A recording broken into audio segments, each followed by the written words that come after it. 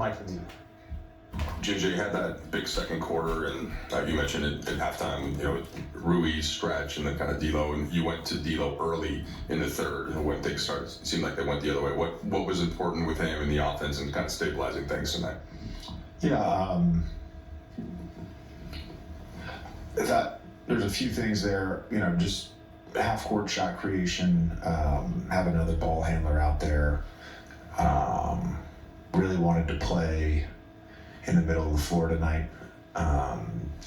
They have some young guys that really try to pressure you, and didn't feel like playing on the side was good. Didn't feel like playing in the post really was good either, because they flood with that low guy and they're disruptive. Kamara's like Dyson Daniels or some of these other guys we played recently that just kind of get you out of your flow offensively if you are stagnant. So we wanted to just play in the middle of the floor. But I thought Rui in that second quarter was great, and D'Lo just having a big time game. AD was fantastic. And then defensively for us, I thought a number of guys played really well, and Gabe Vincent, Max Christie, Cam.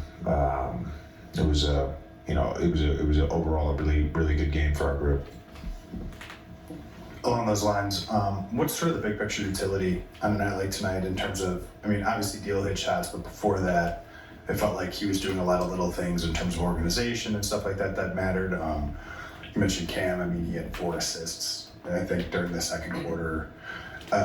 What sort of is the challenge to take this stuff that occurred like on a night when LeBron and Austin aren't out there in possessions and figure out ways to fit this in?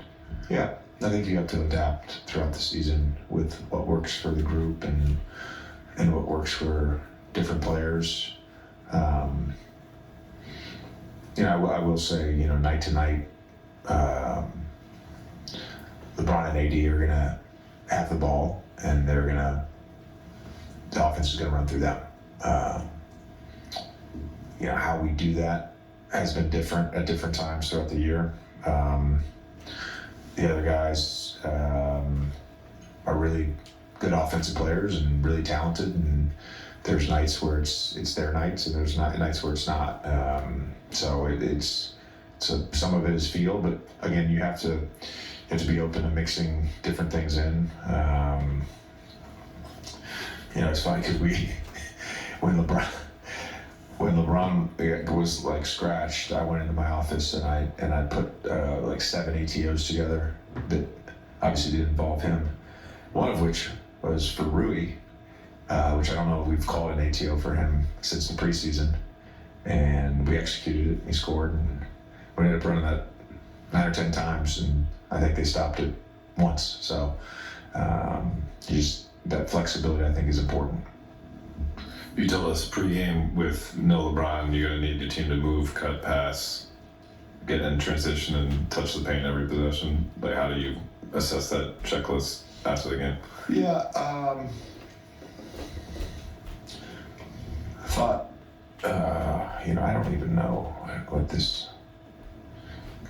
I really thought the AD Rui combo was really great in the 2-man, and that they couldn't stop it. So maybe we didn't need to touch the paint tonight.